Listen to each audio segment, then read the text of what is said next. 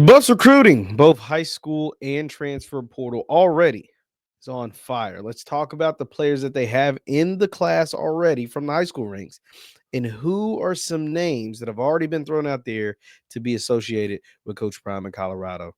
Let's talk about it after the bumper. Stay tuned.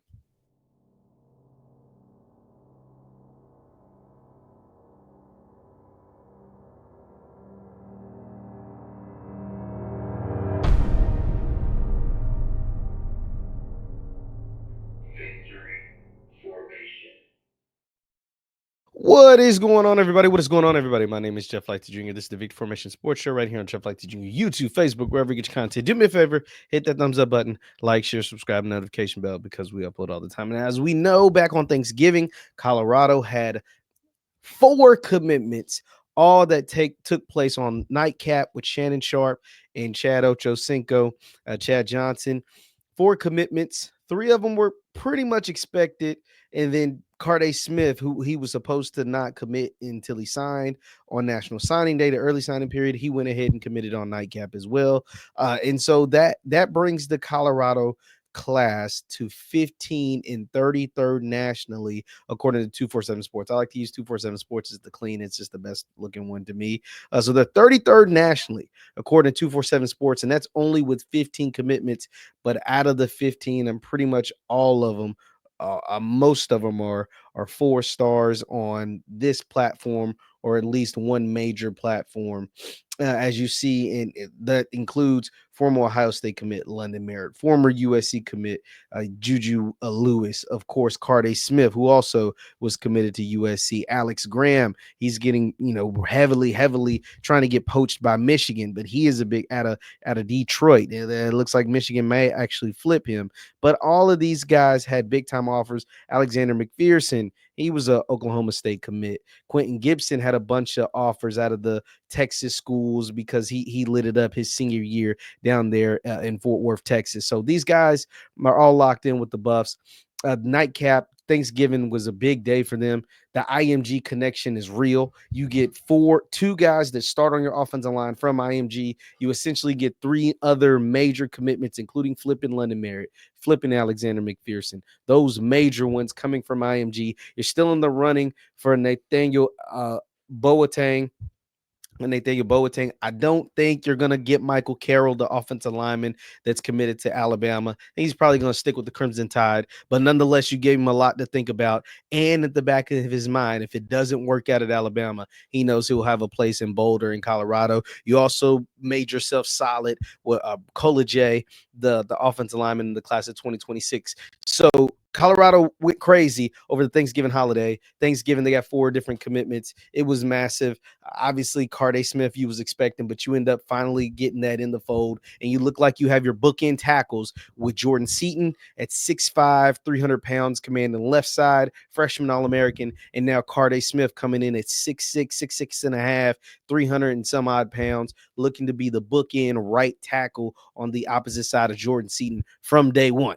To go along with protecting Juju Lewis's front side, who probably more than likely will be the starter from day one. And a lot of these guys too, even the ones that committed on Thanksgiving and some of the guys that are already committed, they'll be enrolling early. So they'll sign during the December signing period, and then they'll get a chance to practice because they're enrolling in January. Practice with Colorado as they lead up into their bowl game. That's massive because you get 12 to 15 practices, if I'm not mistaken, and having guys like Juju Lewis practicing with Shedeur. Now, he'll never get to play with Shedeur, but to practice with Shedeur. Look at his practice habits. See how he operates. See how he moves. See how he gets the guys locked in. Also seeing the same from Travis. Having these young freshmen be able to look at guys like Shedeur and Travis before they go off to make millions and millions of dollars at the NFL level because they're pros and winning the Heisman and potentially the Davey O'Brien and the Johnny Unitas and the Walter Camp and all the different awards that they're going to win at the college football award ceremony. Not the Thorpe Award, Patty, but nonetheless, they're not winning the Thorpe Award. They're winning everything else, though. They're winning everything else. They're going to rearrange some furniture up there in Boulder because they got to put up some new awards that both Travis and Shedeur are going to win. But not only that. So those are the freshmen. but there are already major big time names that are being linked to Colorado in the transfer portal. These are the ones that have been made public, and then there's some that I speculate Colorado will get in on. One being NC State wide receiver Kevin Concepcion. Kevin Concepcion, I covered Louisville Cardinals. He's in the ACC with NC State. This dude is a stud. He had a down year and he scored 8 touchdowns. They call his true freshman year, he's a freshman All-American. He was in contention for the real big time All-American honorable mention. And he didn't have quite the same year in the second year because NC State was terrible. Quarterback play was awful, but he still scored 8 touchdowns. Think about that. I said he didn't have quite the year they expected, and he still scored 8 receiving touchdowns. He's 5'11, 190, tough wide receiver. As you see, look at the schools that are involved with him, according to Pete Nankos. Obviously, you see Colorado at the top, but you're talking about you're going to have to beat out Auburn and Alabama and Penn State and Kansas State. This is the type of stud that can come in and immediately fill the LeJontay Wester shoes. Now, I get it. I know a lot of these freshmen are coming into play, and that's what Prime is recruiting them for, to come in and play. But you're not going to have 10 freshmen starters, all right? You're going to have Juju, probably at Carday, and then we'll see who ends up cracking the starting lineup. And I know you're bringing in a bunch of wide receivers, Quanell Farrakhan, Adrian Wilson. You just recently got the young man we was just talking about out of Texas, the speedster that's just lighting it up down in Texas, Quentin Gibson. Like, you got all these guys, but all of them aren't going to start. And you're going to need some veteran leadership, some veteran presence on the team. A guy like Kevin Concepcion, yeah, that's a dude that can immediately plug and play, fill that LeJontay Wester shoes. Fill those LeJontay Wester shoes. That's what this young man can do. I saw a graphic earlier that said, the number 10s in recent years that come through Colorado have done really well. You had, Xavier Weaver last year, LeJontay Wester this year. Could Kevin Concepcion? I saw that, but then I was also thinking, I think Juju Lewis is going to be number 10. So he may be number 11. You know what I'm saying? It may be number 12 or something. But Kevin Concepcion is a dog. That is one name that Colorado was in on. And then there's another name that I think is even bigger than Kevin Concepcion, and that dude can play. But this guy, this is one that I just believe Colorado will be in on. And Rivals even made a graphic and put the Buffaloes logo on there because they believe that Colorado will be in on him. And that is none other than Micah Hudson. Micah Hudson was a former 5-star wide receiver in the class of 2024. Went down to Texas Tech, built some good relationships, but Texas Tech just recently lost their offense coordinator. He's now the new head coach at FAU. Texas Tech, they had a solid season, but they didn't use the young man. They didn't.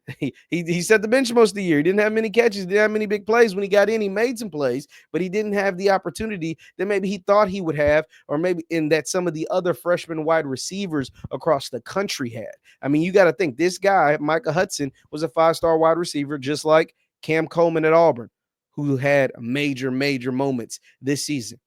Jeremiah Smith at Ohio State. He had 1,000 yards this season, or close to it. He's their best wide receiver at Ohio State. Ryan Williams at Alabama. He had like almost 10 touchdowns. He almost had double-digit touchdowns. All of these guys were ranked similarly.